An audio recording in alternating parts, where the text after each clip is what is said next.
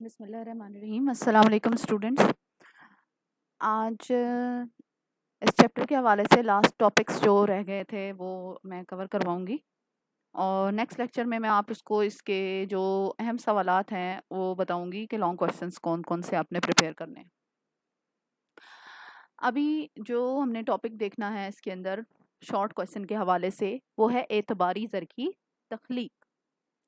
एतबारी ज़र का आपको मैं पहले कॉन्सेप्ट बता चुकी हूँ कि जब ज़र की तख्लीक हुई तो पहले जो है वो अशिया को बतौर ज़र इस्तेमाल किया जाता था, फिर उसके बाद धातों को बतौर ज़र इस्तेमाल किया गया, फिर कागज़ी ज़र आया और उसके बाद जो है वो एतबारी ज़र आ गया।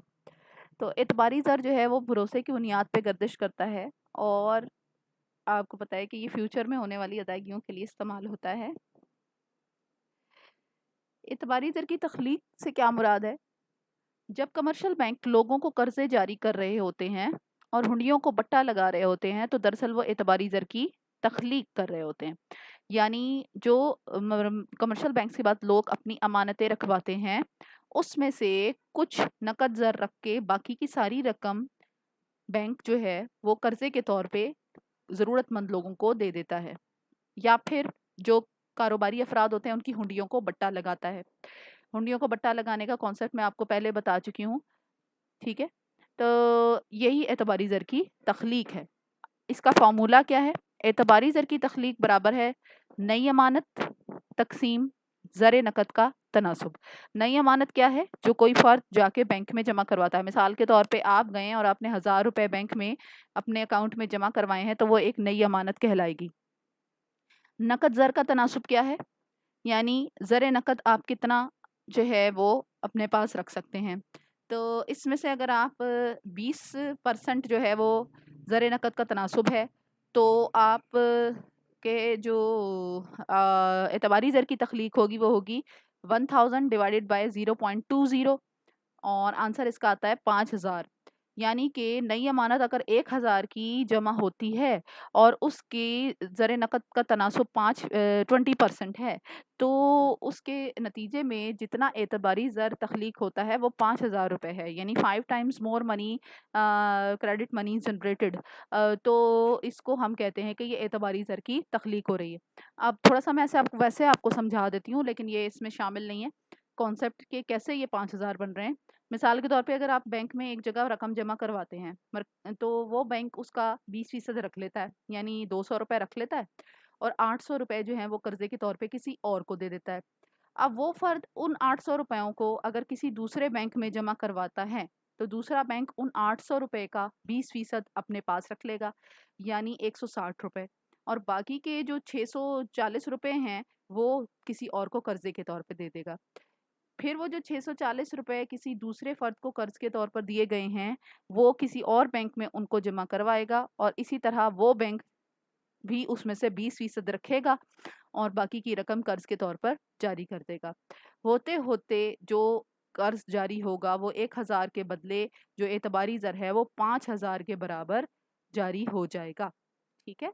तो इसको हम कहते हैं एतबारी ज़र की तख्लीक। दूसरा कॉन्सेप्ट जो हमने आज पढ़ना है वो है सूद का मफहूम। क्योंकि हम बैंककारी के हवाले से पढ़ रहे हैं तो जो बैंक हैं वो सारे सूद का कारोबार करते हैं, तो इस हवाले से हम इस कॉन्सेप्ट को जानना ज़रूरी है।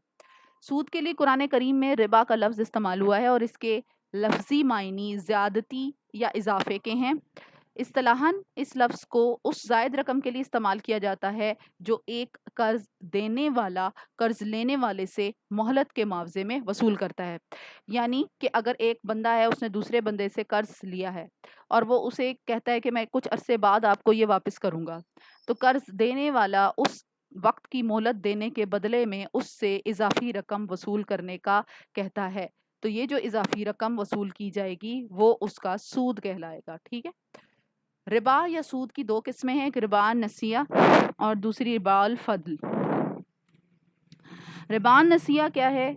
ज़माना जहलियत में ये इस किस्म का जो सूद था वो राइज था। लोग दूसरे लोगों को जो उधार देते थे اور اس کے بدلے میں وہ ہر مہینے ان سے مقررہ سود کی کچھ رقم لیتے تھے اور اصل رقم وہیں کی وہیں باقی رہتی تھی. مثال کے طور پہ اگر کسی نے کسی کو 1 لاکھ روپیہ قرض دیا تو 1 لاکھ روپیہ تو قرض رہتا ہی تھا, لیکن جب تک وہ قرض ادا نہیں ہوتا ہر ماہ اس 1 لاکھ روپے پہ کچھ نہ کچھ رقم مثال کے طور پہ 5,000 روپے یا 10,000 روپے سود کے طور پہ ادا ہوتی تھی, جبکہ 1 لاکھ وہی کا وہی رہتا تھا. تو اس لیے کیا ہوتا تھا کہ جب ادائیگی میں مزید دیر ہوتی تھی تو رقم اور مدت میں اضافہ ہو جاتا تھا. یعنی اگر آپ زیادہ ٹائم واپسی میں لگا رہے ہیں تو آپ کو سود بھی زیادہ دینا پڑتا تھا. دوسری قسم کا جو سود ہے وہ ربا الفضل ہے, ٹھیک ہے, نقد والا سود. اس میں کیا ہے کہ جی گیہوں کو گیہوں اور جو کو جو سے بدلا جاتا تھا. کسی شخص سے کسی کچھ مدت کے لیے کچھ حق اس کے پاس ہوتا تھا, جب ادائیگی کا وقت آتا تھا تو قرض دینے والا جو ہے وہ قرض لینے والے سے کہتا کہ یا تو تم سود دو یا پھر اصل رقم ادا کرو. اگر وہ اصل رقم ادا کر دیتا تو اس سے وہ کوئی اضافی رقم یا سود نہیں لیتا, لیکن اگر وہ وقت پر رقم ادا نہیں کرتا تو قرض دینے والا مدت بڑھا کر اس سے اضافی رقم وصول کرتا. ٹھیک ہے, تو اس وجہ سے قرض بڑھ کر زیادہ ہوتا چلا جاتا ہے, اس لیے اس کو منع فرمایا گیا ہے, اس کو ظلم قرار دیا گیا. اب اس کے بدلے جب سود کو حرام قرار دیا گیا تو اسلام میں بلا سود بینکاری یعنی سود کے بغیر بینکوں کا تصور جو ہے وہ دیا گیا کہ کس طرح سے کاروبار کو بغیر سود کے کیا جائے. اس کے لیے جو 2 کانسیپٹ بتائے گئے وہ ایک مداربت کا کانسیپٹ ہے اور ایک شراکت یا مشارکہ کا کانسیپٹ ہے. پہلے ہم دیکھ لیتے ہیں کہ مداربت کیا ہے. مداربت ایسا کاروبار ہے جس میں شراکتی کاروبار ہے جس میں 2 یا 2 سے زیادہ افراد کے درمیان معاملہ طے ہوتا ہے. ایک فریق سرمایہ فراہم کرتا ہے, دوسرا فریق سرمایہ سے کاروبار کرتا ہے اور جو کاروبار سے منافع حاصل ہوتا ہے وہ طے شدہ نسبت سے فریقین میں تقسیم ہو جاتا ہے. ٹھیک ہے, 2 افراد بھی ہو سکتے ہیں اس میں اور 2 سے زیادہ بھی ہو سکتے ہیں. کہ ایک فرد جو ہے اگر 2 افراد ہیں تو ایک فرد سرمایہ لگائے گا, دوسرا اس پہ محنت کرے گا اور منافع جو ہے وہ دونوں میں تقسیم ہو جائے گا. اگر ایک سے زیادہ افراد ہیں تو ہو سکتا ہے کہ زیادہ سارے افراد جو ہیں وہ سرمایہ دیں اور ایک فرد جو ہے ان سے کاروبار کرے, یا ایک فرد سرمایہ دے اور زیادہ افراد اس سے کاروبار کرے. تو دونوں صورتیں اس میں ہو سکتی ہیں. اس صورت میں پھر اگلی جو صورت ہے اس کی بلا سود بینکاری کے کاروبار کی وہ مشارکہ یا شراکت ہے. اس قسم کی شراکت کے کاروبار میں 2 یا 2 سے زیادہ افراد کسی کاروبار میں شریک ہوتے ہیں, متعین سرمایہ لگاتے ہیں, یعنی ہر ایک کچھ نہ کچھ سرمایہ لگاتا ہے, کوئی زیادہ لگاتا ہے کوئی کم لگاتا ہے, ہو سکتا ہے کہ دونوں برابر لگائیں.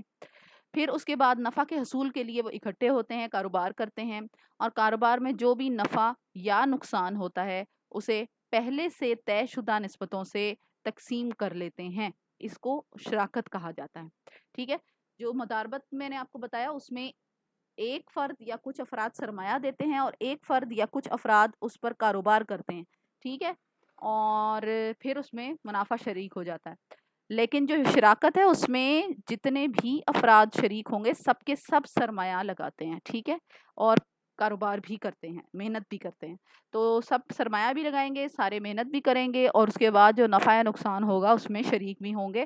اور شراکت کی جو نسبت ہے نفع نقصان کی وہ پہلے سے طے کر لی جاتی ہے. تو اس طرح سے بغیر سود کے کاروبار کے لیے سرمایہ کی فراہمی کو یقینی بنایا جا سکتا ہے کہ جو جتنے بھی افراد ہیں وہ کاروبار کر سکتے ہیں بغیر سود کے, اگر وہ شراکت یا مداربت کا کاروبار کر کے آپس میں شریک ہوں گے.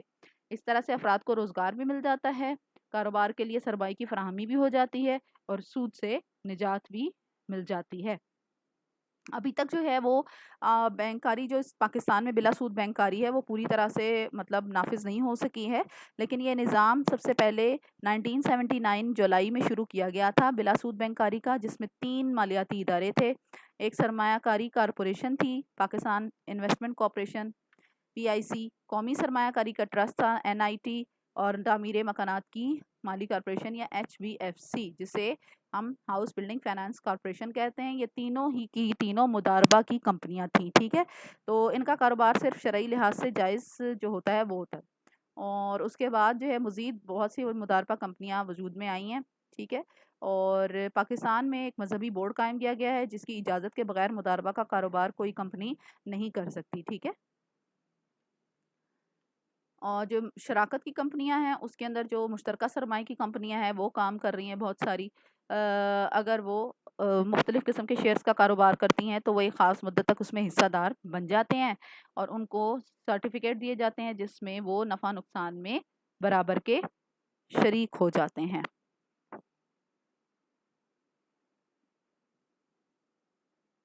اوکے، اللہ حافظ.